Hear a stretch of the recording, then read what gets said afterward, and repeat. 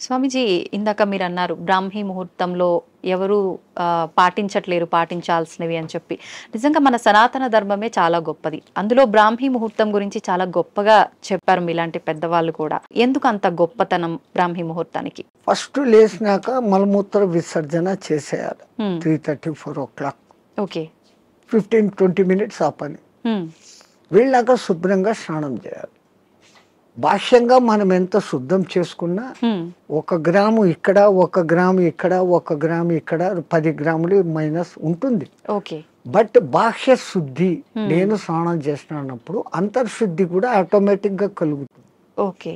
Now I am cure, I am pure అన్న భావన ఇక్కడ వచ్చినప్పుడు ఆ భావన ఇన్నర్ కు కూడా తగులుతుంది. అవును.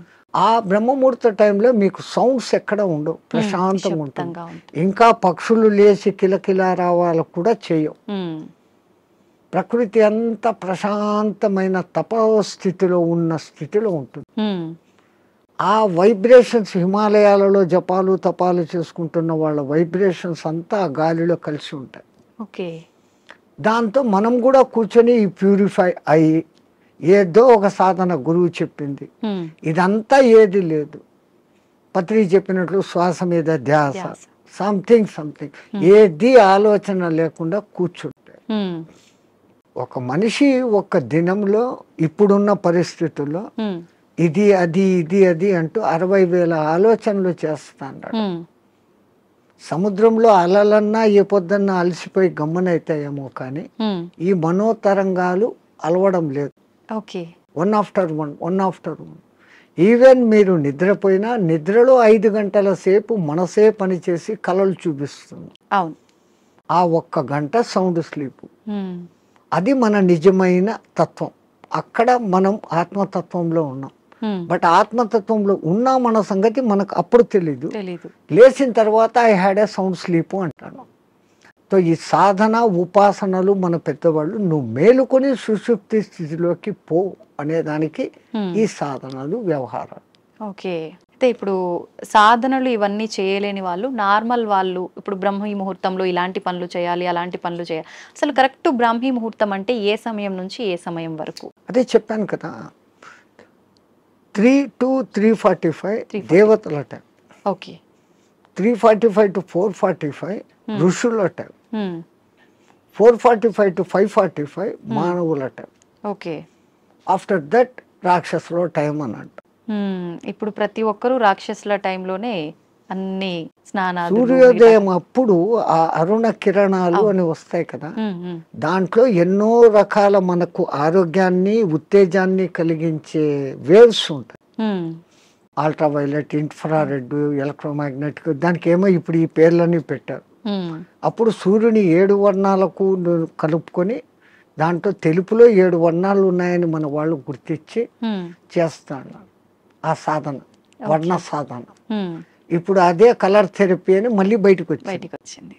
రంగు బాటళ్ళలో నీళ్లు పెట్టి సూర్యుడి దగ్గర పెట్టి బయట ఎండలో 7 రోజులు అట్లా పెట్టిన నీళ్లు తాగితే ఆ కలర్కు సంబంధించిన జబ్బు ఉన్న వాళ్ళకు క్యూర్ అవుతారు. ఒక్క సూర్యుడు ఆరోగ్య ప్రదాత అని మన వాళ్ళు చెప్పారు. దాంట్లో నుంచే ఇన్ని వస్తున్నాయి. ఇప్పుడు మన భూమి మీద పెరుగుతున్న మూలికలు అన్నీ పెరుగుతున్నాయంటే సూర్యుడు ఆధారం. నైట్ పూట తన సూర్యకిరణాలనే చంద్రుని మీదకి పంపించి అక్కడి నుంచి రిఫ్లెక్ట్ అయ్యి అది ఔషధులకు శక్తిని ఇస్తున్నాడు సర్కిట్. ఓకే. సో అందుకే మన పూర్వీకులు గుర్తించి ఆరోగ్యం భాస్కరాది చేత అన్నారు. ఆరోగ్యం సూర్యుని చేతిలో ఉంది. ఓకే. స్వామీజీ, ప్రాణాయామం ఇది చేసే వాళ్ళు ఎక్కువ కాలం జీవించే అవకాశం ఉంటుందంటారు కదా? 100%. పూర్వీకులు చెప్పిన లెక్క 21,600 రెస్పిరేషన్స్, 21,600 హంస జపం సాధారణంగా ఎవడో చేసేస్తాను ఇన్వాలంటరీ. అప్పుడు ఆ ఊపిరితిత్తులు ఇంతే పని చేస్తుంది. ఇట్లా తీసుకుంటున్నాం, ఇట్లా వదిలేస్తున్నాం. పరమాత్ముడు మనకు ఊపిరితిత్తులు ఇంత పని చేసేకి ఇచ్చాడు. దాంట్లో 10th కాదు కదా, 1% కూడా మనం చేయడం లేదు. తీసుకుంటున్నాం, వదులుతున్నాం. తీసుకున్న గాలిని యూటిలైజ్ చేసుకోవడం లేదు, ఉపయోగించుకోవడం. ఆ దానికి ప్రత్యేకంగా ఈ పూరక కుంభక రేచకాలు అనే ప్రాణాయామ వ్యవస్థ పెద్దవాళ్ళు పెట్టారు. ఓకే. సంపూర్ణంగా ఊపిరితిత్తులు నిండేంతగా దీర్ఘంగా శ్వాస తీసుకొని ముక్కులు మూసేస్తాం. ఓకే. ఆ తర్వాత బలవంతంగా ఆ గాలిని మింగుతున్న ఫీలింగ్ చేసి కడుపులో కూడా గాలి పోతోంది అని చెప్పి మళ్ళీ ఒకసారి ముక్కులు ఓపెన్ చేసి ఇంకొంచెం తీసుకుంటాం. అంత గాలి తీసుకొని మన కెపాసిటీని బట్టి 30 సెకండ్స్ 40 సెకండ్స్తో ఆరంభించి నెలలు సంవత్సరాలు గడిచేసరికి 2 మినిట్స్ 2.5 మినిట్స్ వరకు ఆ కుంభకంలో ఉంచినప్పుడు తీసుకున్న గాలి మొత్తం యూటిలైజ్ అయ్యి కణాలు ఇడిచిన కార్బన్ డైఆక్సైడ్ అంతా వచ్చి బయటకు వచ్చేస్తుంది. అది రేచకం. ఈ విధంగా చేయడంలో మనకు శాస్త్రజ్ఞులు మన ఆ పూర్వీక శాస్త్రజ్ఞులు చెప్పింది ఇడా పింగళ అనేది సూర్య చంద్ర నాడులు. ఒక ముక్కు ద్వారా చల్లని గాలి బాడీలోకి వస్తుంది, ఒక ముక్కు ద్వారా వేడి. శరీరంలో శీతోష్ణాలు సమస్థితిలో ఉండి ఆ రెండింటిని నియంత్రించగలిగినప్పుడు వాయువు ఈ 2 ముక్కులలో కాకుండా మనకున్న 72,000 నాడులలో 11 నాడులు ముఖ్యం. కండ్లకు పోయేది, చెవులకు పోయేది, ముక్కులకు పోయేది. ఇవన్నీ కాకుండా ఈ 11 మళ్ళీ సుషుమ్న అనేది మూలాధార చక్రం నుంచి సహస్రారం వరకు కనెక్టివిటీ కలిగిన ఒకే ఒక్క నరం. మిగతాటి కొన్ని చోట్ల వచ్చి కట్ అయిపోతాయి, ఎన్ని చోట్ల వచ్చి కట్ అయిపోతాయి. ఇది అఖండంగా మూలాధారం నుంచి అక్కడ దాకా వస్తుంది. దాని లోపలికి గాలి ప్రవేశం చేసినప్పుడు అక్కడ జరిగే సంచలనం మనిషికి దీర్ఘాయుష్. అసలు ఈ ప్రాణాయామం చేస్తేనే దీర్ఘాయుష్.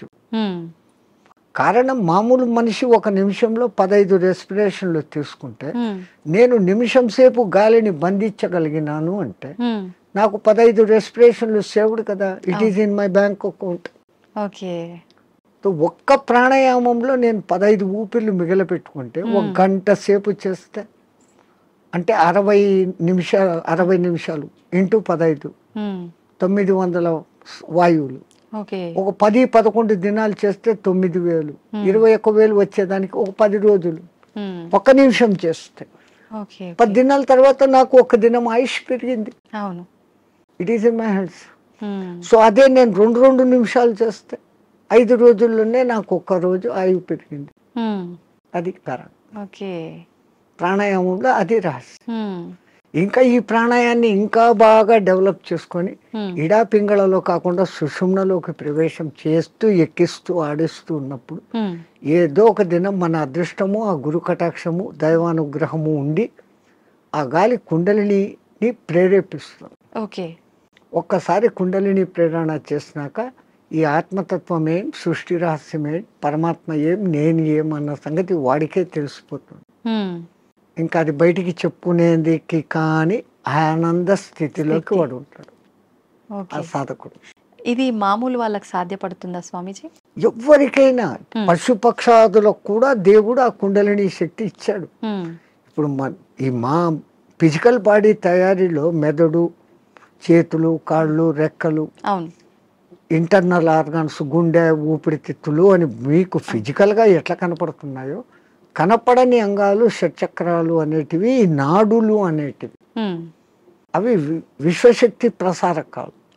నరాలలో రక్త ప్రసరణ, ఆక్సిడేషన్ ఇది జరుగుతుంది. మన వాళ్ళు ఈ 2 రకాలుగా చూశారు. అది వ్యవహారం. అక్కడ ఆ తేడాను గమనించి వాళ్ళు ఆ సాధనాలు చేశారు.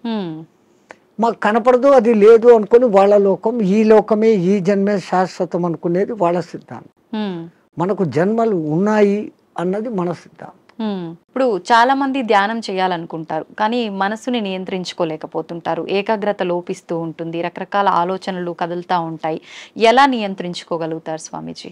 మనసుకు ఒక్క డ్యూటీ అప్పచెప్తే పాపం మనసు ఏం చేస్తుంది? గమ్మన ఉన్నప్పుడు 112 ఆలోచనలు చేస్తాను.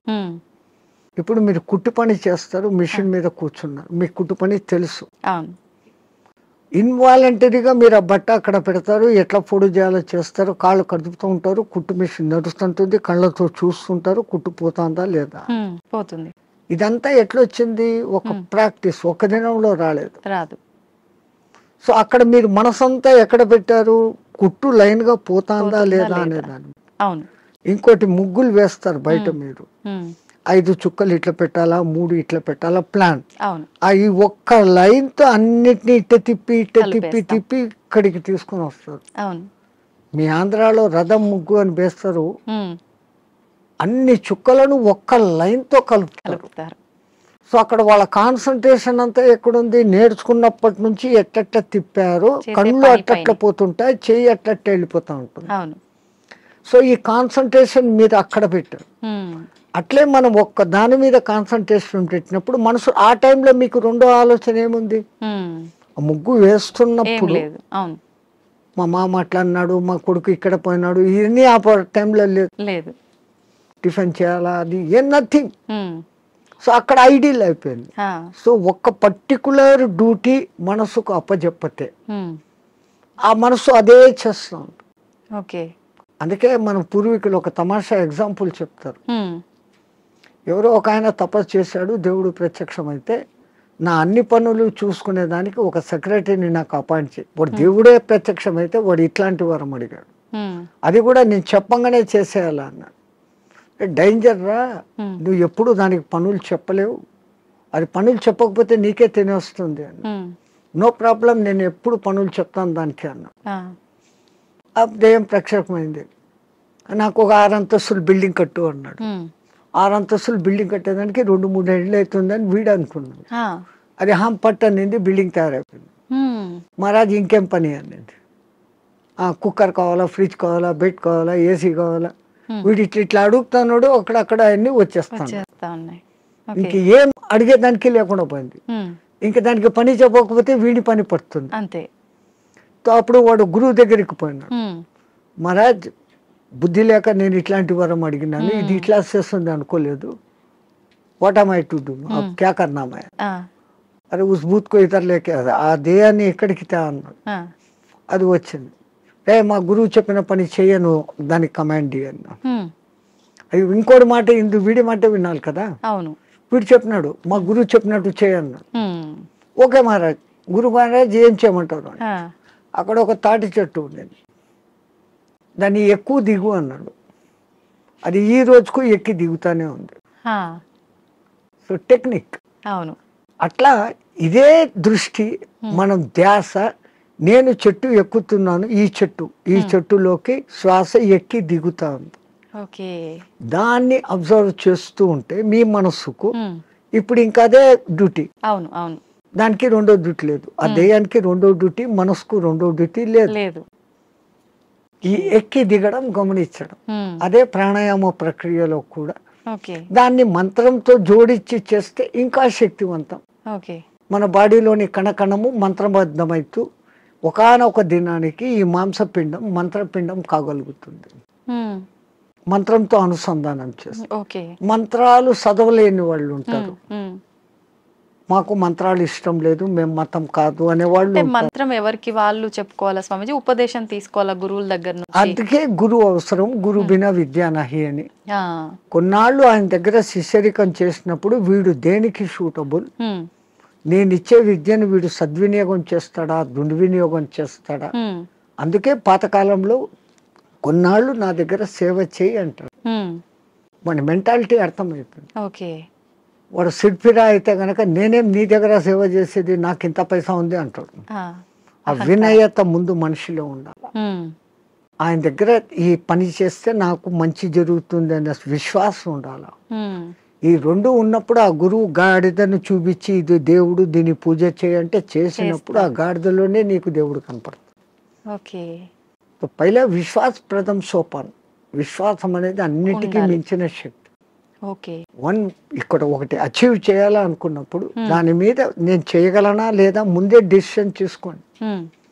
గురువు ఒక మంత్రం ఇచ్చాడు, ఈ అనుష్ఠానం ఇట్లా చేయాలా, రోజు లేచి ఈ అగ్ని తర్పణాలు చేయాలా, ఇవన్నీ నేను చేయగలనా లేదా అనుకున్నప్పుడు గురుదేవ ఇయ్యండి అనాలి. ఆ మంత్రం తీసేసుకున్నాను, నేను చేసుకోలేదు, దాన్ని చేయాల్సిన రీతిలో చేయకపోయినప్పుడు ఏం ఫలితం.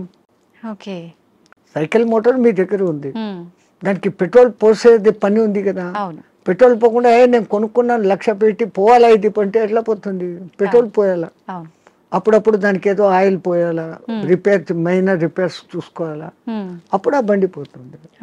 లైక్ ది సేమ్ ఒక సిస్టమ్ ప్రాసెస్ అని గురువు చెప్పినప్పుడు ఆ ప్రాసెస్ అంతా చేస్తున్నప్పుడు అది మిమ్మల్ని ఉద్ధరిస్తుంది.